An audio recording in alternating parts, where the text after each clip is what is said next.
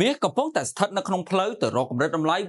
$4,800ក្នុងមួយតម្លឹងខណៈពេលដែលវីដេអូកិនហាក់ដូចជាបាត់បង់ភាពជឿជាក់នៅលើប្រាក់ដុល្លារសូមស្វាគមន៍មកកាន់ព័ត៌មានហិរញ្ញវត្ថុរបស់ FA Insight ថ្ងៃទី30ខែមេសាឆ្នាំ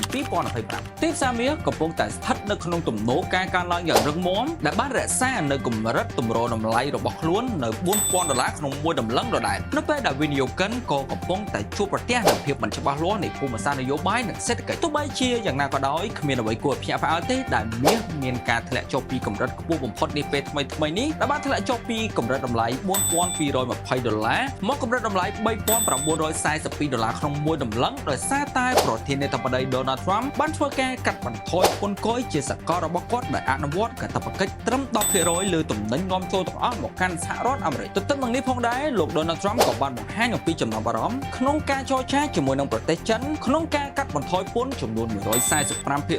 លើទំនិញនាំចូលរបស់ចិនផងដែរបើទោះបីជាពេលបច្ចុប្បន្ននេះភាពតានតឹងខ្លះបានធូរស្រាលមកវិញក៏ដោយក៏ភាពតានតឹងមិនទាន់បាត់បង់ទាំងស្រុងនោះទេប្រសិនបើមានចំនួនឬមួយក៏ភាពតានតឹងណាមួយបានកើតឡើងសារជាថ្មីនោះនឹងជំរុញធ្វើឲ្យតម្លៃមាសបន្តការកើនឡើងរហូតដល់កម្រិតតម្លៃ